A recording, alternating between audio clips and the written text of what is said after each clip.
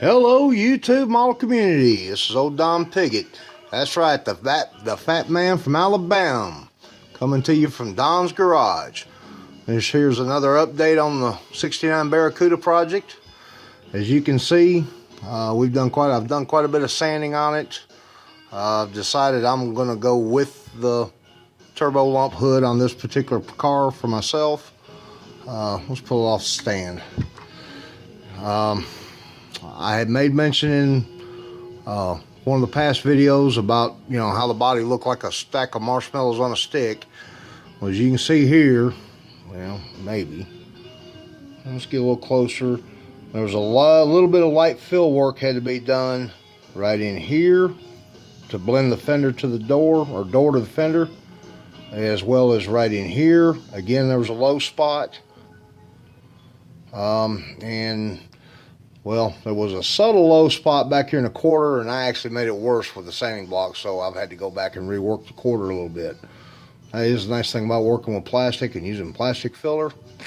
You mess something up, you just fill it back in and sand it. I've also taken out where the filler neck went, where the gas cap was. So like I said, this is going to be a tubbed car.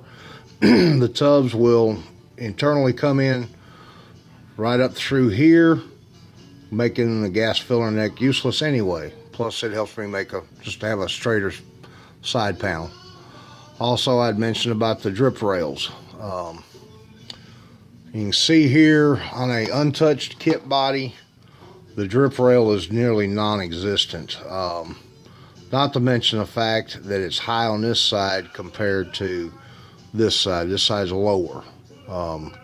And when I tried to clean it up, I just wound up cutting through it anyway. So I took some 10 thousandths by 30 thousandths strip plastic and just made new drip rails, sanded off the old ones.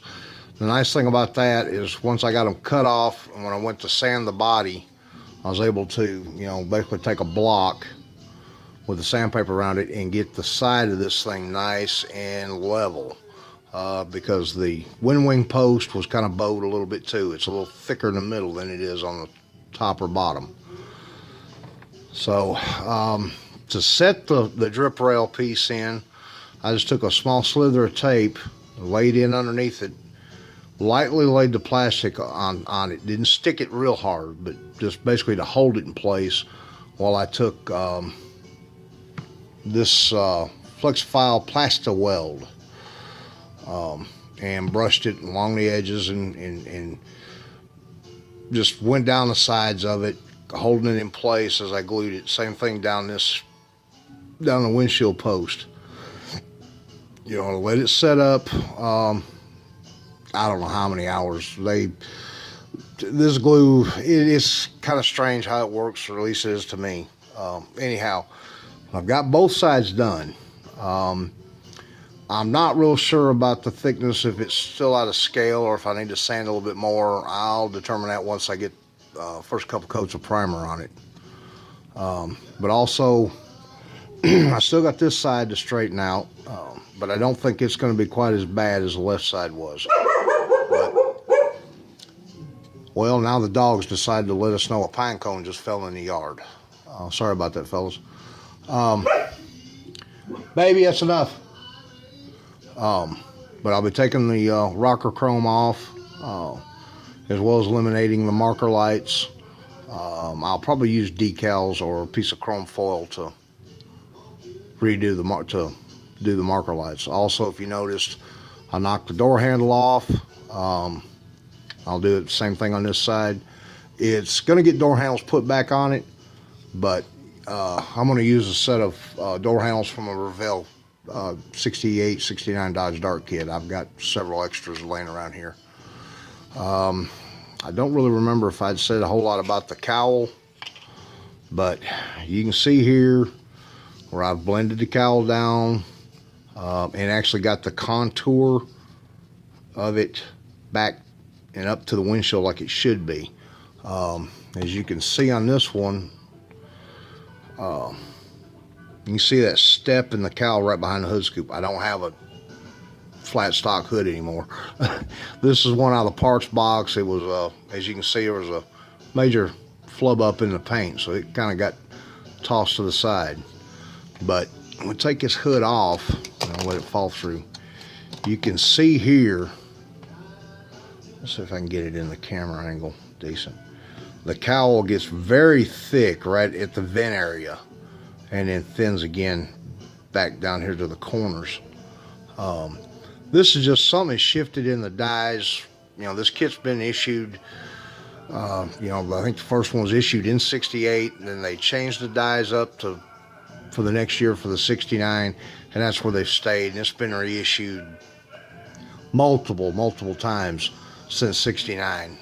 And these two bodies, I think, are from the next to last time it was issued. I know it's currently available now in the retro box, and it's a nice kit. It's correct to a point. It's just the age of the dies have gotten to it, and it's not a kit that you're gonna just pull it out of the box, scuff it, throw some paint at it, and it look really nice.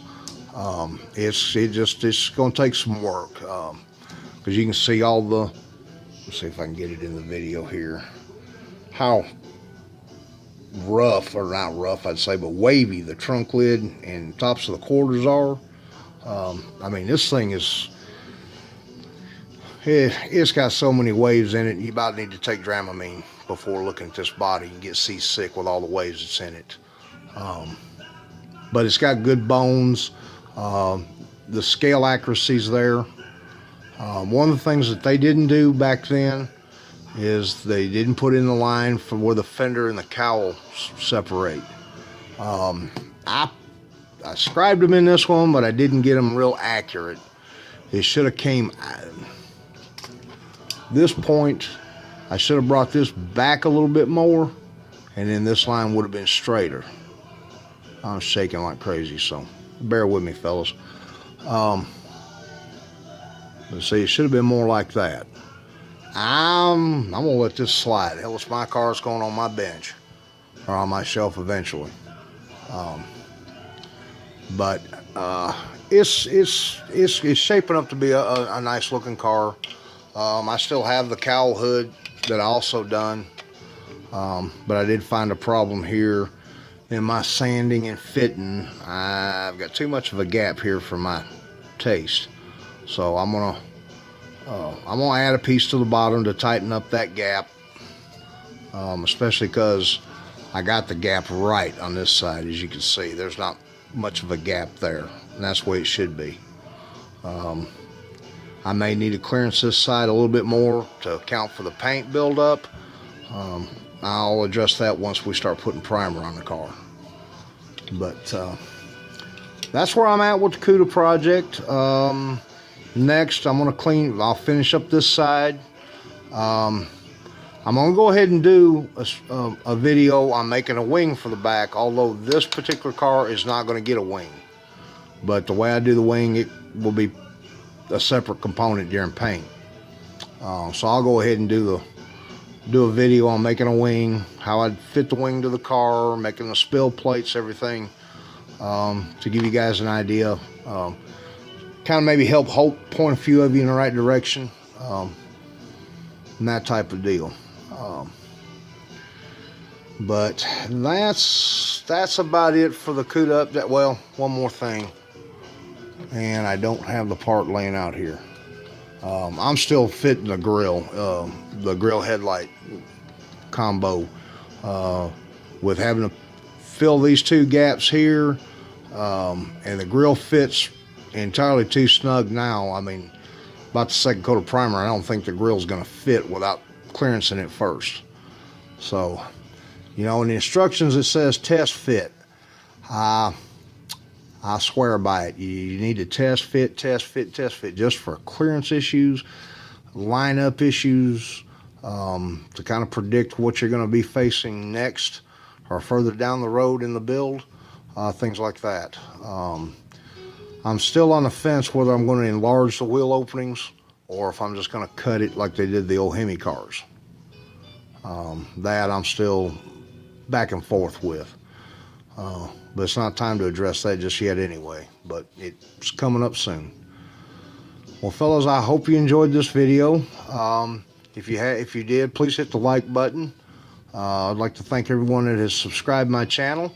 For those who are watching the video and haven't subscribed, please do. There's going to be more information coming down the line as we go. Just remember, fellows, it's nice to be important, but it's more important to be nice. God bless to y'all, and let's all join in the brotherhood of modeling and enjoy this wonderful hobby.